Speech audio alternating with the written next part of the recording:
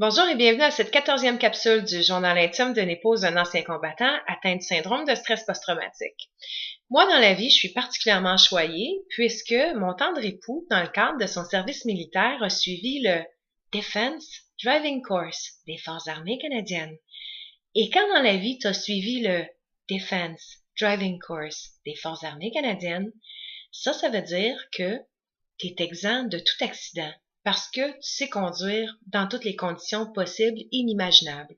Ça veut dire que si tu n'es que l'épouse, tu ne devrais pas avoir peur à la vitesse à laquelle il roule en pleine tempête de neige. Non.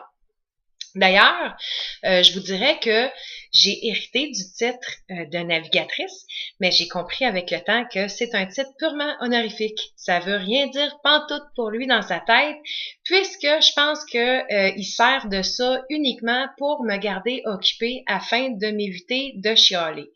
Bon, il faut dire que des raisons de chialer, quand je suis assise à côté de mon mari, j'en ai puis des tonnes de raisons. Évidemment, lui ne les comprend pas, puisque d'une part, il a suivi le Defense Driving Course des Forces armées canadiennes et qu'en plus, la nature lui a intégré un petit GPS dans le cerveau vraiment hyper efficace. Donc, ce que j'ai à dire à titre de navigatrice n'est pas très important ou pertinent. Bon.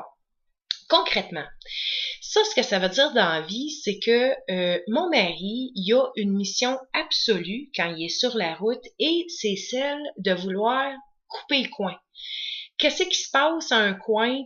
Pourquoi cette maladie-là du coin? Aucune espèce d'idée. Mais lui, là, son grand fun, c'est de pouvoir trouver de nouveaux chemins alternatifs afin d'éliminer le maximum de coins possibles. Bon.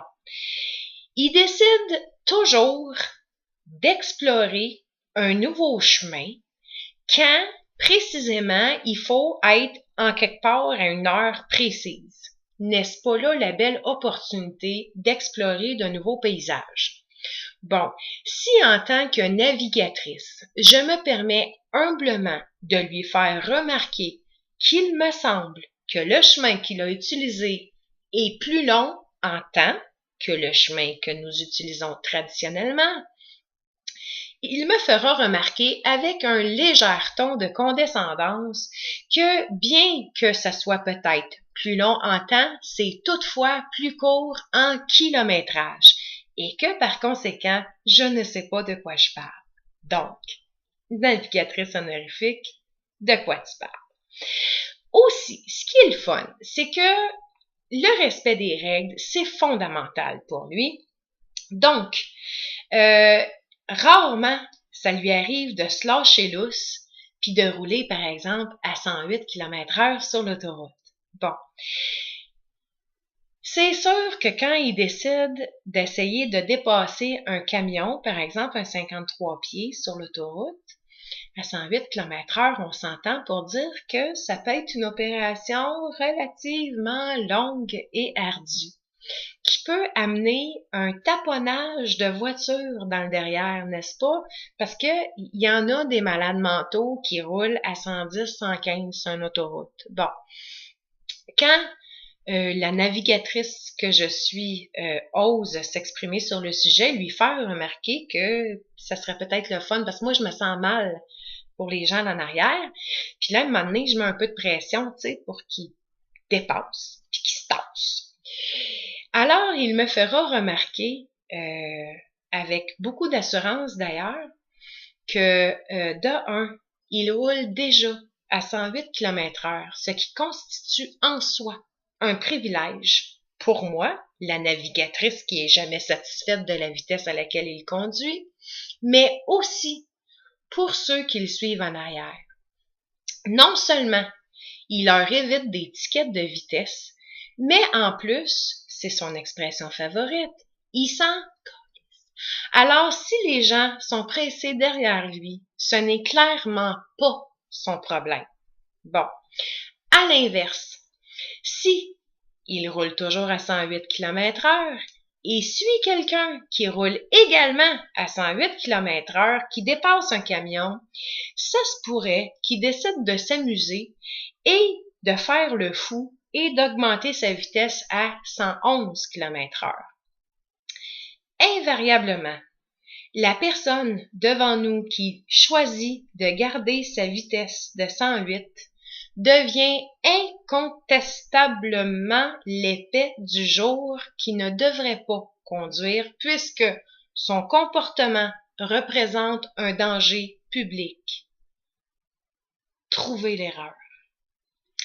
Une autre chose qui est assez particulière, c'est qu'il est allergique aux lumières rouges. En fait, la différence entre une bonne puis une mauvaise journée pour lui peut se jouer dans le nombre de lumières rouges qu'il va frapper cette journée-là.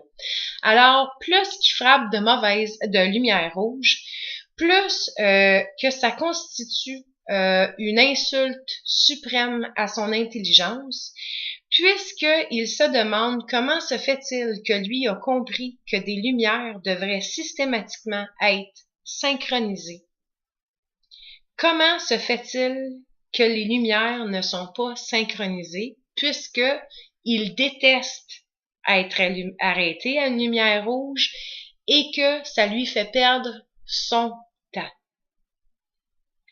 De même, je vais admettre qu'une autre raison de chiolage que j'ai à titre de navigatrice, alors moi, comme navigatrice, je fais semblant de garder les yeux autour, ça n'a aucune valeur, mais quand même.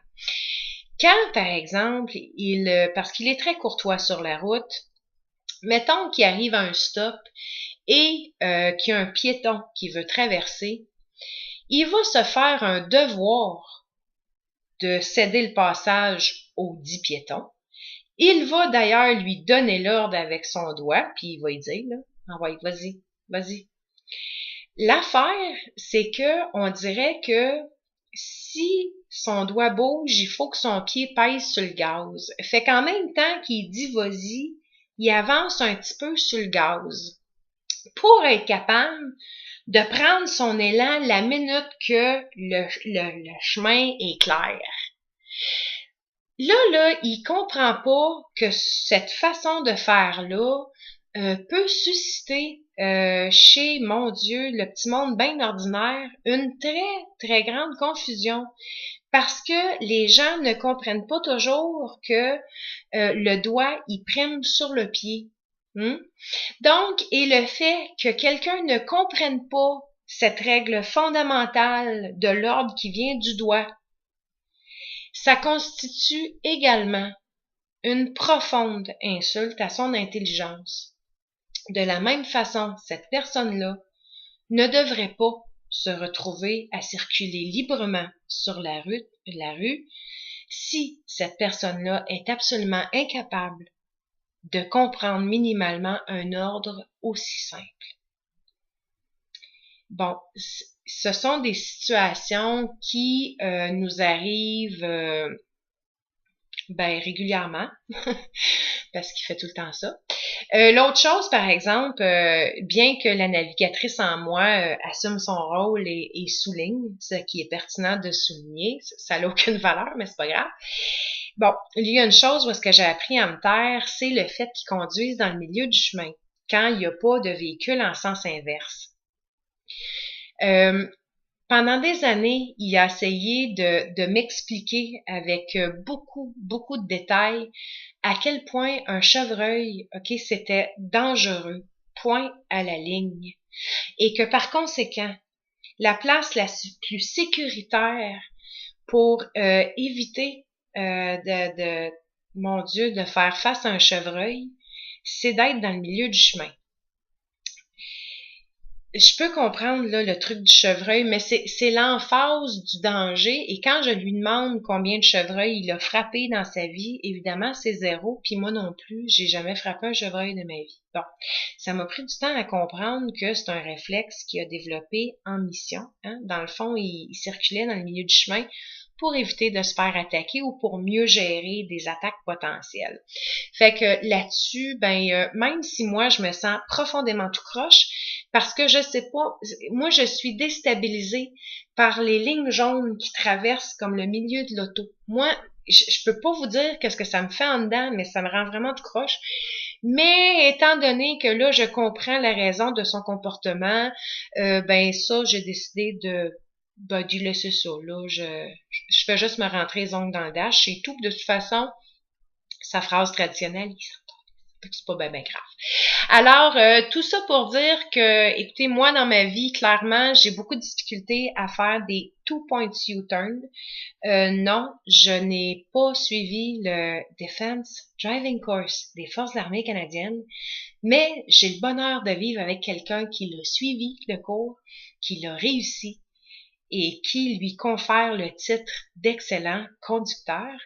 Alors, ben c'est ça, c'est toujours un plaisir d'être sa navigatrice. Ben, je vais vous laisser. Moi, il faut que j'aille nettoyer l'auto. Justement, j'ai laissé des traces d'ongles tantôt, fait que je vais essayer d'aller nettoyer ça. Alors là-dessus, ben, bonne fin de journée, puis à plus tard. Bye bye.